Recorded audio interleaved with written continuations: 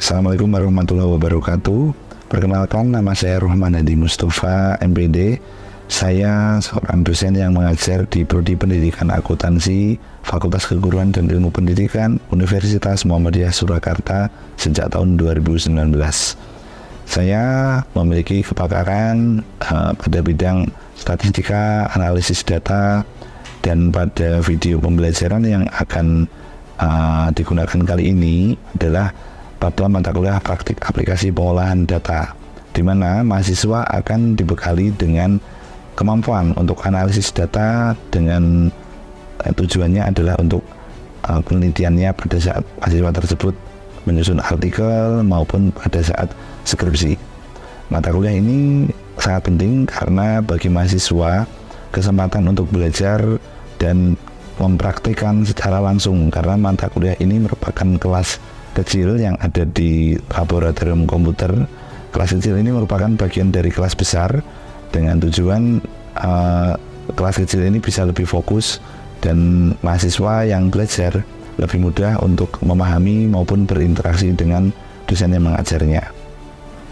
Pada mata kuliah praktik aplikasi pengolahan data akan saya tunjukkan terkait dengan suasana perkuliahan, kemudian juga terkait dengan materi, dan yang akan saya gunakan ini adalah terkait dengan analisis data dengan structural equation modeling atau SEM yang saat ini cukup banyak diminati oleh mahasiswa terutama di bidang ekonomi, di bidang pendidikan, bidang bisnis, dan harapannya nanti mahasiswa mampu mempraktikkan terkait dengan bagaimana cara menganalisis data termasuk cara mengumpulkan datanya. Selamat menonton dan terima kasih. Baik, Assalamualaikum warahmatullahi wabarakatuh. Oke, selamat sore. Sore ya. Oke, alhamdulillah hari ini kita bertemu kembali dalam mata kuliah praktik aplikasi pengolahan data ya. Jadi di mata kuliah ini kalian akan belajar banyak terkait dengan bagaimana nanti analisis data. Karena apa? Karena ketika kalian nanti penelitian, ya katakanlah mau skripsi atau tulis artikel, mata kuliah ini akan membawa kalian pada bagaimana sih cara menganalisis data, kemudian cara mengumpulkan data juga seperti itu ya. Oke, sebelumnya apakah semuanya di sini dalam keadaan sehat walafiat? Alhamdulillah ya. Oke, saya senang sekali. Namun demikian saya yang mohon maaf ya, mungkin pada pertemuan kali ini suara saya sedikit berbeda dari pertemuan sebelumnya karena memang faktor cuaca dan juga makanan, jadi kayak suara saya mungkin agak sedikit serak-serak gitu ya. Mudah-mudahan tidak mengganggu pembelajaran hari ini. Tidak ya, oke alhamdulillah. Oke, kalau begitu di bagian terakhir dari mata kuliah statistika ya, kalau dulu kalian di semester 3, adakah yang sudah mempelajari terkait bagaimana mengumpulkan data? Masih ingat mungkin ada yang pernah diajari pakai kuesioner? Ya Pak. Oke ya, Mas Happy silahkan. Pengumpulan data bisa melalui kuesioner itu penelitian kuantitatif. Oke. Untuk di kualitatif pengumpulan datanya bisa melalui observasi, wawancara, tapi mungkin dengan dokumentasi. Oke ya, bagus ya. Jadi dari yang dipaparkan Mas Happy tadi tampak jelas ya, ada teknik pengumpulan data kuantitatif, yaitu misalkan dengan angket ya. Kalau kualitatif bisa dengan wawancara, observasi ya. Oke, kita berikan aplaus kepada Mas Happy ya. Oke.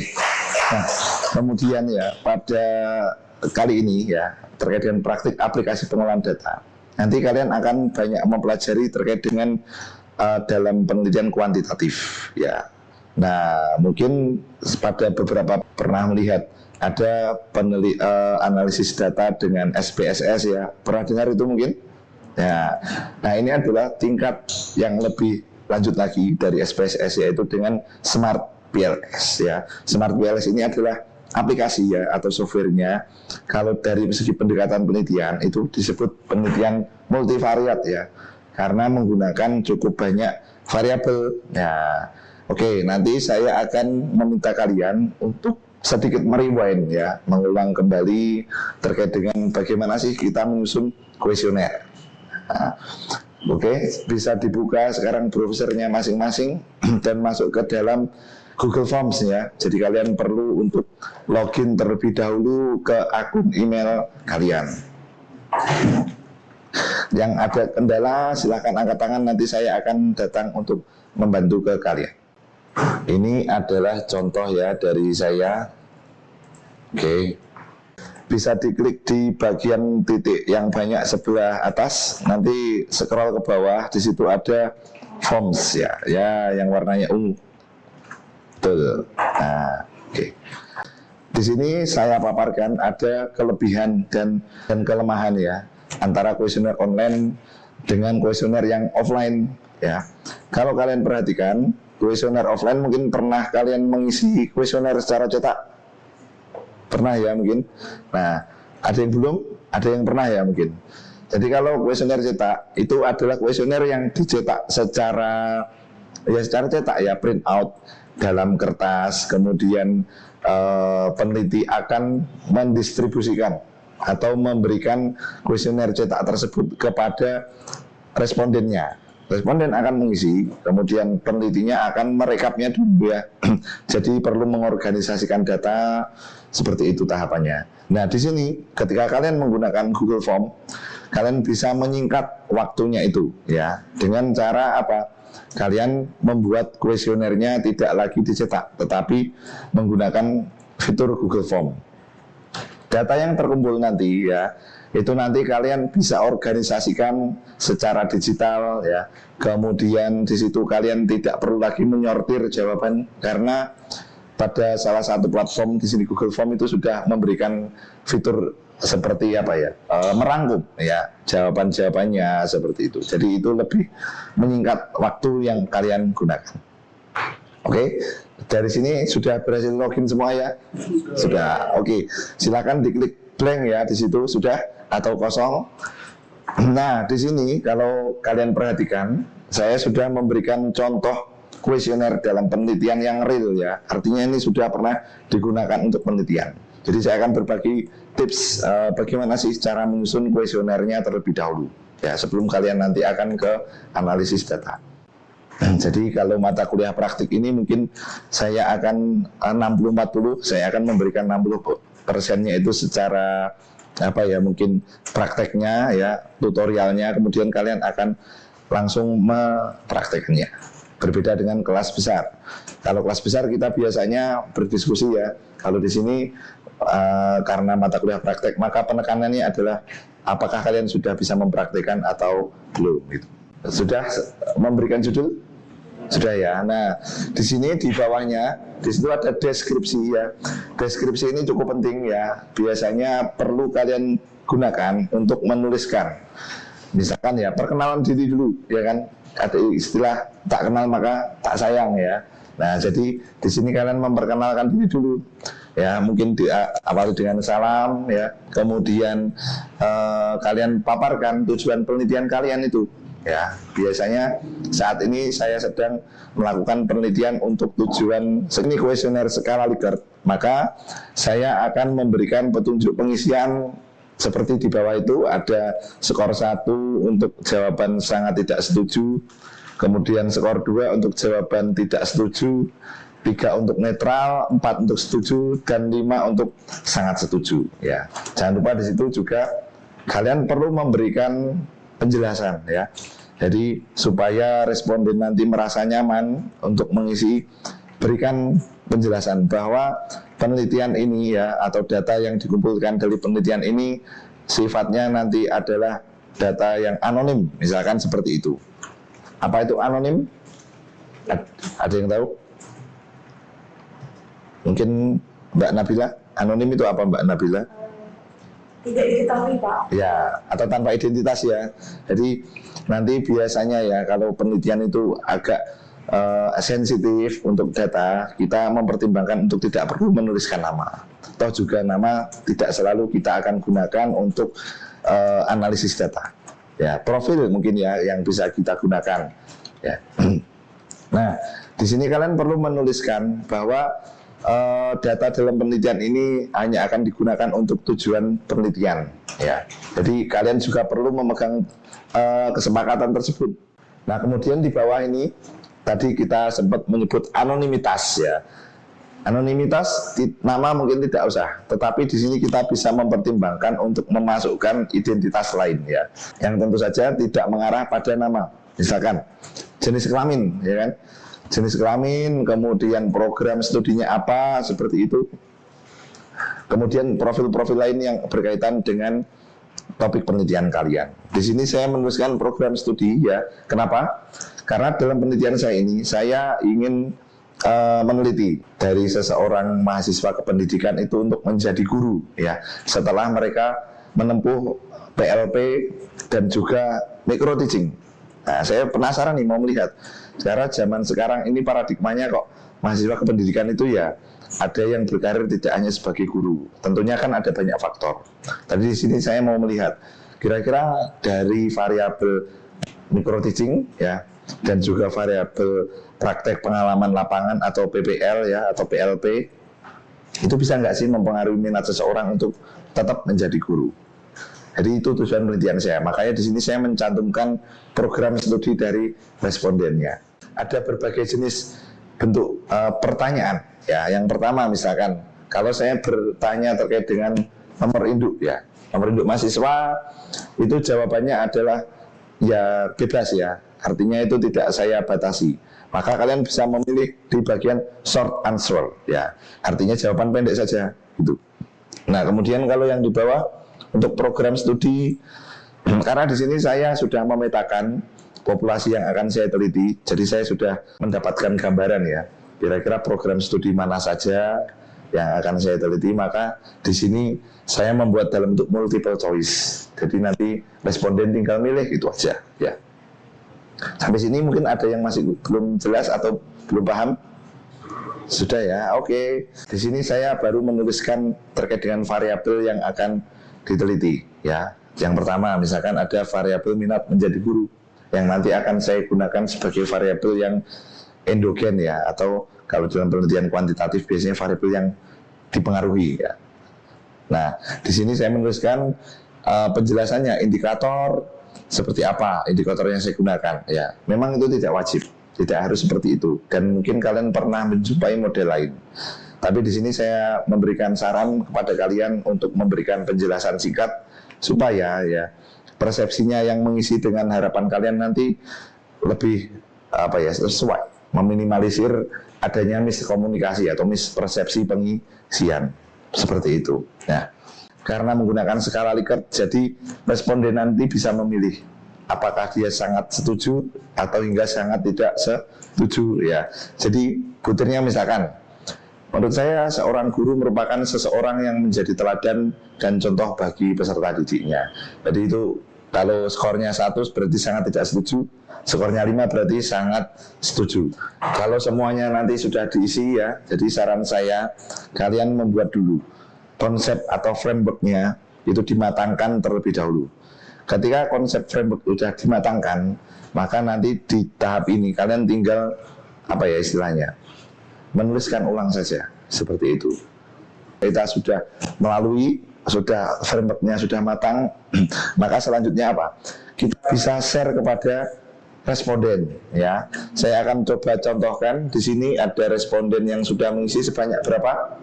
192 ya. Jadi di sini ada 192 responden. Nah, di sini saya akan mungkin langsung menunjukkan ya hasil dari kuesioner. Nah, ini tampak bagus ilustrasinya. Kalian bisa ambil gambarnya, copy paste, mungkin kalian gunakan untuk ilustrasi dalam penelitian kalian ya. Tetapi kalian membutuhkan apa? Data mentah ya. Data mentah yang perlu kalian gunakan untuk apa? Analisis. Ya, di mana kita memperolehnya? Kita bisa melihat di sini. Untuk kalian nanti akan saya bagikan versi Excel yang sudah saya download ya. Petunjuknya tadi sudah saya berikan, tapi kalian tidak perlu menyusun dari awal. Ini hanya sebagai tutorial. Yang kita butuhkan nanti tidak semuanya, nanti kita perlu sortir kembali ya. Tapi sebelum itu kita unduh saja Ya, saya menyarankan tidak menyortirnya di sesi Google Sheets-nya ini, meskipun bisa. Kenapa? Karena kita nggak tahu apakah nanti kita bakalan membutuhkan data yang sudah kita buang lagi itu. Jadi saran saya data mentah dibiarkan, kita unduh dulu ya. Cara unduhnya bagaimana?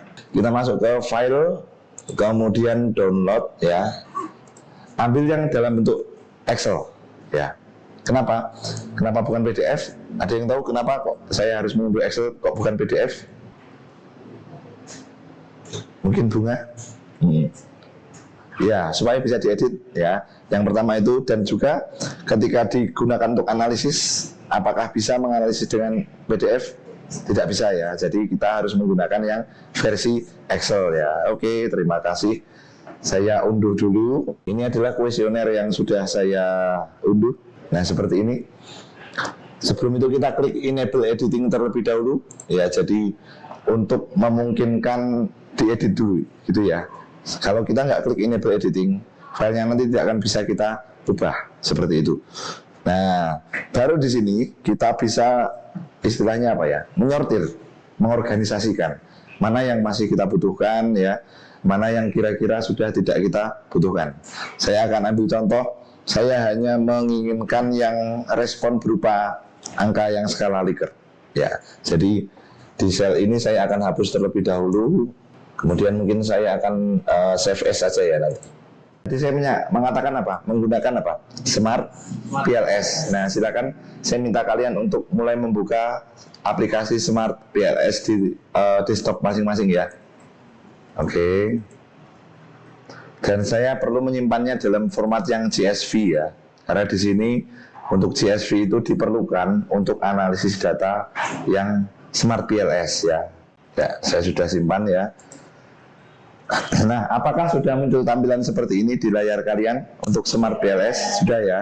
Nah, saya akan membagikan data ini ke drive kalian ya.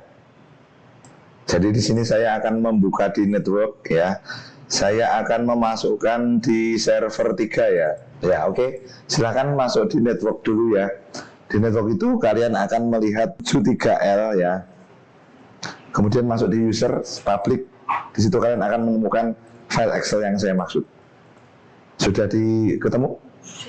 Silahkan di copy, dimasukkan di partisi ya, di drive-nya masing-masing, kemudian bikin folder sesuai dengan nama kalian. Ya, oke. Nah, jangan lupa dibuka dulu. Kemudian di situ kalian klik enable editing ya. Enable editing. Setelah selesai, kalian perlu membuka Smart PLS-nya ini. Ya. Sudah di copy filenya? Oke, ada yang masih proses, kita tunggu dulu ya. Jadi memang penekanannya atau tujuan dari perkuliahan di laboratorium komputer itu adalah supaya kalian itu bisa secara praktek ya, karena ini mata kuliah praktek. Jadi kalau kalian secara teori sudah menguasai pada mata kuliah sebelumnya di statistika misalkan, di sini adalah tempat kalian berpraktek langsung gitu. Kemudian silakan setelah Smart PLS-nya terbuka, kita full screen-kan saja ya. Sudah terlihat? Nah, kita bikin klik new project. Ya, kita klik new project. Namanya silakan diberikan nama project contoh 1 ya. Kalau sudah silakan diklik OK. Kemudian project contoh ini kita double klik ya. Dan menuju pada file kalian download tadi ya, yang kalian copy dari saya. Nah, ini sudah terimpor dengan sempurna ya. Sudah berhasil? Ada. Oke, ada yang belum berhasil mungkin bisa angkat tangan. Sudah. Oke, sangat mudah ya ternyata. Sangat mudah. Oke. Kemudian kita gunakan atau kita buat dulu apa namanya? Konstruk penelitiannya ya. Di sini tadi saya menggunakan kurang lebih ada 4 variabel ya, 4 variabel terkait dengan apa saja yang minat menjadi guru ya. Sekarang saya akan meminta kalian klik lagi yang sebelah sini ada gambar project contoh 1 ya, yang ada gambar kayak bulat-bulatnya ini. Sudah berhasil diklik? Sudah ya. Kita klik dulu yang di bagian atas ada laten variabel. Sudah ketemu ya, kita klik aktifkan dulu. Kita bikin 1, 2, kemudian 3, kemudian 4. Kalau sudah diklik yang connect ini, kemudian diklik di area situ, diarahkan ke sini. Ya, kalau sudah di tengah dilepas, diklik lepas. Ya, demikian juga yang bawah. Oke, terus dari sini ke sini dan ini ke sini ya. Oke, ini juga sudah berhasil. Ini tanda panahnya nanti dihubungkan dulu ya, Bunga. Yang ini ke sini juga, Pak. Boleh, boleh ini ke sini atau ini ke sini, sini. Ya. Oke. Nah ini salsa mungkin bisa diubah supaya dia berubah ke kanan indikatornya. Lain indikator strike. Bawahnya oke. Oke. Atasnya kayaknya. Ya itu. Nah, saya juga. Oke, untuk pertemuan ini mungkin materi itu sampai di outer loading saja ya, supaya juga materi tidak overload. Untuk yang inner loading kita bisa bahas di pertemuan yang berikutnya. Nah, mungkin di sini saya sebelum memberikan kesempatan kepada kalian untuk memberikan pertanyaan, saya akan memberikan contoh ya artikel yang menggunakan analisis smart SEM ya, namanya SEM, pendekatannya smart ya sini. Kalian perhatikan di sini mungkin saya akan memberikan contoh dari salah satu publisher yang bereputasi ya, dari Emerald Publisher. Dari judulnya apa ini kira-kira? Predicting Student Intention to Adopt Mobile Learning. Berarti dia berusaha apa? Memprediksi minat atau niatan dari siswa ya untuk apa? Menggunakan pembelajaran secara mobile ya, mobile learning. Mungkin ini aplikasi. Nah, di sini kalian bisa melihat di abstrak itu bahwa dia menggunakan SEM ya, metodenya dia sudah menjelaskan structural equation modeling.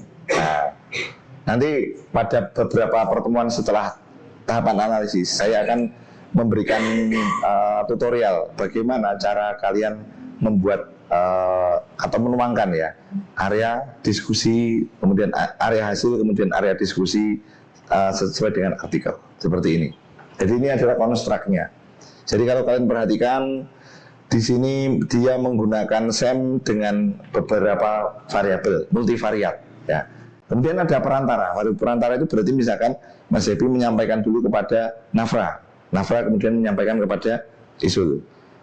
Dengan komunikasi seperti itu ternyata pesannya lebih mudah diterima. Jadi itu analogi dari adanya variabel perantara. Jadi apakah dalam penelitian itu terjadi? Wah, banyak sekali terjadi. Buktinya ini di beberapa artikel ya sekarang sedang naik daun yang penelitian-penelitian yang menggunakan pendekatan SEM ya. Jadi kalian kalau misalkan kepikiran, saya menemukan penelitian A, dia dari katakanlah kalau pendidikan ya, dari motivasi belajar terhadap prestasi belajar itu biasanya pengaruh langsung. Tetapi mungkin kalian tertarik, ada penelitian yang melihat bahwa motivasi itu tidak selalu berpengaruh pada prestasi. Kemudian kalian kepikiran ada variabel perantara ya, misalkan apa ya, lingkungan sebaya kalian jadikan variabel eksogen, motivasi itu perantara, kemudian yang variabel endogennya adalah prestasi. Jadi kalau kalian lihat modelnya itu adalah oke, di sini mungkin saya gambarkan ya. Lingkungan pergaulan itu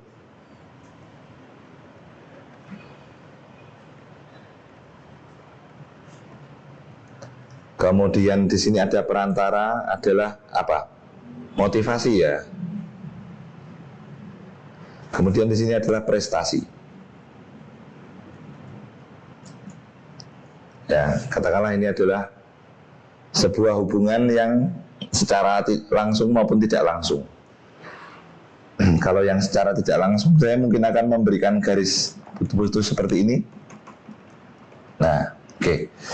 Jadi secara logika ya, ini kan terjadi, ya kan? Ketika lingkungan pergaulan bisa berpengaruh nggak ke prestasi? Bisa saja ya. Kalau dari motivasi ke prestasi, bisa saja.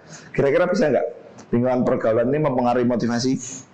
Bisa saja ya. Atau mungkin motivasi ini ketika menjadi variabel moderasi atau variabel perantara dari lingkungan pergaulan ke prestasi, dia bisa menunjukkan pengaruh ataupun tidak berpengaruh. Seperti itu ya. Jadi untuk lebih detailnya nanti kita akan bahas di pertemuan berikutnya.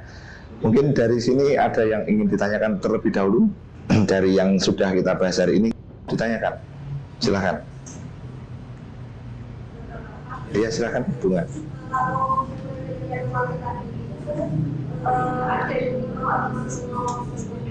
Oke. Dalam penelitian ini ya ada ya. Jadi memang dalam penelitian kuantitatif itu kan ada namanya populasi ya. Kalau kalian masih ingat pada semester 3 dulu di mata kuliah statistika, ada namanya populasi, ada sampel ya. Sampel itu adalah yang dianggap mewakili dari populasi. Kenapa? Karena ya ada kalanya populasi itu terlalu besar dan kita sebagai peneliti memiliki keterbatasan untuk mengambil semua populasi ya. Kalau populasinya kecil atau kita dalam kemampuan itu masih bisa ngambil, ya kita bisa mengambil semua populasi itu lebih diutamakan. Tetapi pada kondisi di mana populasi itu sangat besar, ya katakanlah mahasiswa satu kampus itu kan juga susah ya ngambilnya, maka kita bisa menggunakan sampel. Tentunya ada tahapan ya, siapa Bunga untuk menggunakan sampel. Tadi kembali ke pertanyaannya, apakah ada batasan? Ada ya. Kalau populasinya bisa terhitung, misalkan ada data ya di program studi kan ini, misalkan di program studi untuk penelitianmu misalkan di mahasiswa aktif angkatan 2020. Nah itu kan kalau kalian minta ke TU atau ke bagian kemahasiswaan atau ke program studi, mereka kan punya data terkait dengan berapa sih jumlah satu angkatan. Nah maka sebaiknya itu ya kalian boleh menggunakan Slovin ya atau tabel dari Gracie Morgan untuk menentukan kalau misalkan seangkatan kalian misalkan ada 800 ya misalkan ya, maka itu ya berapa kalau 800 populasi sampelnya berapa. Jadi seperti itu. Kalau misalkan jumlahnya itu tidak terhitung ya, misalkan pengguna online shopping di kalangan mahasiswa FKIP UMS, populasinya akan sangat besar dan kita nggak akan tahu apakah setiap mahasiswa itu udah menggunakan online shopping atau tidak ya, sekalipun sekarang udah zamannya. Siapa tuh ternyata nggak ada, sehingga kita tidak bisa menggunakan populasi sama dengan jumlah dari mahasiswa FKIP UMS. Maka dari itu dalam penelitiannya SEM, dalam analisis SEM, karena tujuannya predicting ya, memprediksi, kalian bisa menggunakan minimal 100, tetapi akan lebih bagus jadi lebih besar. Jadi lebih besar lebih bagus seperti itu ya. Oke. Apakah mungkin menjawab dari pertanyaannya Bunga? Cukup ya mungkin sama-sama. Oke, dari yang lain mungkin ada pertanyaan? Cukup mungkin ya. Oke, untuk pertemuan kali ini kira-kira kita sudah mempelajari apa saja nih? Yang pertama, cara menyusun kuesioner ya. Kemudian yang berikutnya tahap awal ya, untuk apa? Mengolah data ya. Jadi kita ambil dulu, diimpor atau mengorganisasikan dulu ya datanya.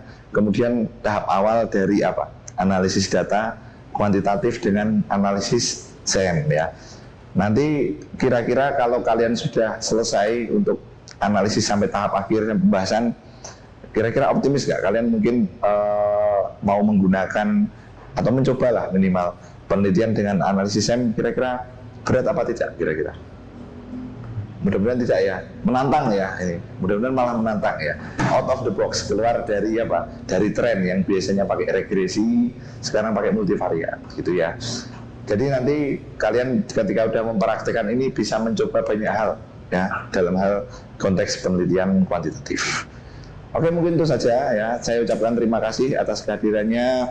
Kita berjumpa kembali pada minggu depan untuk melanjutkan pada analisis data. Ada kurang lebihnya saya mohon maaf. Saya akhiri wabillahi taufiq wal hidayah. Wassalamualaikum warahmatullahi wabarakatuh. Waalaikumsalam warahmatullahi wabarakatuh.